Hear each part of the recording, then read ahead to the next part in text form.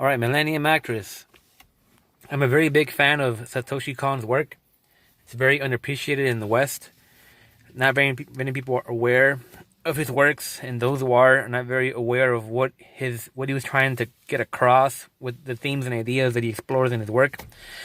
I saw Paprika first, and that led me to dive into the rest of his works, and so it's going to be about Millennium Actress that I saw. I went in order: did Paprika, then Perfect Blue, then Millennium Actress, then Tokyo Godfathers, and Paranoia Agent. This is last year. So Millennium Actress is the most tragic of all his works on film. It definitely stirs the emotion in you. It's kind of like the guy who made Angel Beats. How he goes for those like teary jerky type films. This is one of those films where you get moved to cry towards the end because it's overall a tragedy. It follows the story of a Japanese actor that became a hermit and a recluse for decades, and a film crew comes in to interview her, and the movie takes place from that interview, but because of Kon's surreal and creative directory execution, the movie goes between the interview and between the memories of what the actress is recalling through the questions, and it intertwines with reality and fantasy.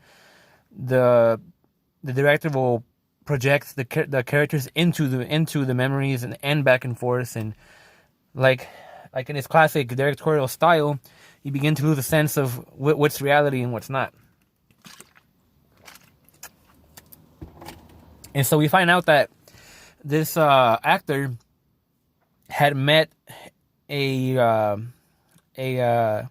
rebel when she was very young. They had a brief encounter, but something about him stuck to her, and him being in distress and in bleeding and running away from the state, she helped them by telling the officials that he went, a certain way when he didn't. She goes to see him where he hid, and he gives her a key. She asks him something on the lines of, "What does the key open?" And she says, "To the most wonderful thing there is." And he disappears after they have a moment, and during that moment of them bonding, she, I guess you could say, falls in love with him. And so he goes away. Why? I don't know. Maybe because his life was in danger. He was on a mission. He's also a painter. And so he disappears, and she decides to try to find him again. And she couldn't, and it got to the point where she became an actress to make movies solely so that he would recognize her and go to her in the event that she can never go to him. And the movie comes along the history of her life along with the history of her movies. And as the crew is interviewing her and asking her all these questions, Kon goes ahead and brings the memories to life to the point where he injects the camera crew into it, and they're sort of like the guy in the camera is like, "What's going on?" But the other guy seems like he's more aware, like, "Oh, I need to help her," because a lot of the movies this actress is in distress, and turns out that the guy asking the question is in love with her, or so he says. As the movie progresses, she runs eventually into the cop that had asked her way back then which way did he go when the girl and the rebel first met, and he was hiding, and she directed him to go the wrong way and purposely. And so he recognized her the second time this happened because it was the second chase scene, and she told him he went that way, and then he's like, "Wait, haven't I seen you before?" And he kind of catches on to her, and then the film crew who's been injected into these memories comes in, and the guy that does the interview helps her out. And this probably starts the greatest animation sequence in the movie, along with one of the greatest songs, where it goes through a beautiful animation sequence of her galloping on a horse through a very majestic song called "Run" by Susumu Hirasawa. And it's just a great scene. It gives you the vibe of, she's free, and there's this wonder and mystery. It's relaxing. and you just see her riding a bike, and the wind's blowing up against her, and she's smiling. There's a beautiful scenery in the background with the trees with the pink leaves, and it all comes to a stop. But that was a very, very good scene, very good animation sequence, very good use of music. Later on, there's some drama.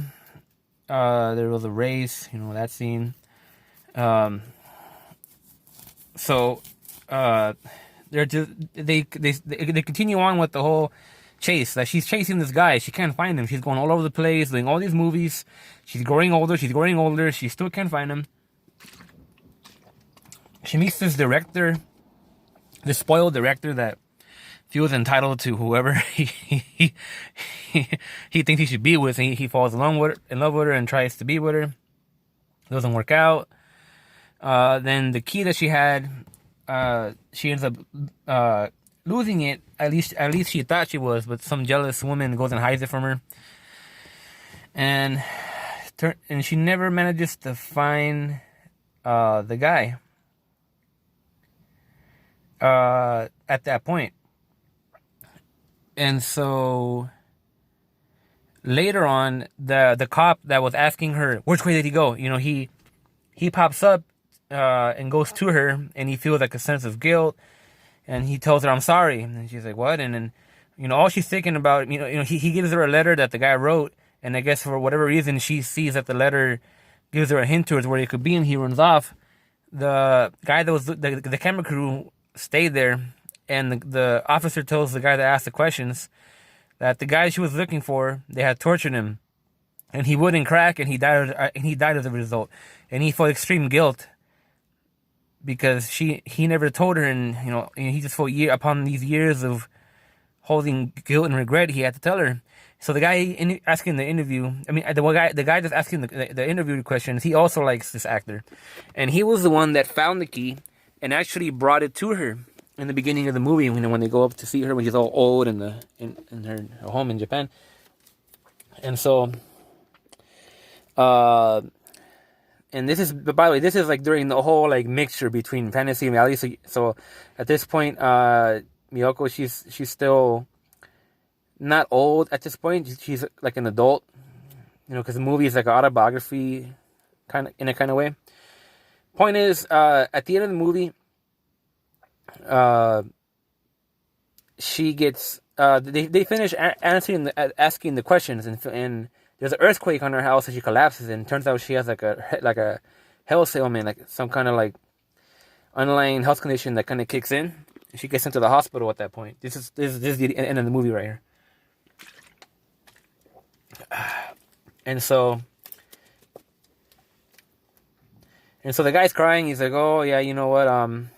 There's something I need to tell you." And she's like, "No, it's okay." But he wanted to tell her that the guy she was chasing her entire life had died way back when. And she thinks to herself that maybe it wasn't him that she loved, but it was the chase that she loved. And she dies and whatnot. And then the guy just cries, whatnot, goes to his knees, and the movie ends. So it was a tragedy, that she spent her whole life looking for something that was dead. Like the interviewer just said, she was chasing a shadow. And at the end, Susumu Hirasawa's song plays. It goes da da da da da da da da, and the movie ends. And by the way, the soundtrack is amazing. This is one of those rare times where a film soundtrack manages to perfectly capture the mood and the atmosphere of a movie. Because the movie is sad. The movie is a tragedy.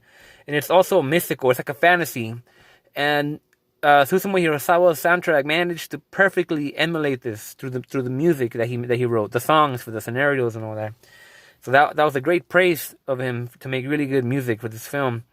And the movie is tragic. Like, I was... I teared up at the end. It's they build a lot of emotion at the end. And it's definitely a very, very good movie. So that's what I think about Millennium Actress. I'll definitely be watching it over and over and over again. And for me to say that, it's rare. I usually watch something and I'm done, but this is one of those films that I will watch it definitely again and again and again. And every time I do it, I'll probably pick up something new about it, because this movie's very, very, very deep, as I'll go into when I do Paprika paranoia agent, Tokyo Godfathers. But that's what I think. You know, it's a great movie. It's a perfect 10/10. Definitely one of the best films I've ever seen in animation or in the medium as a whole.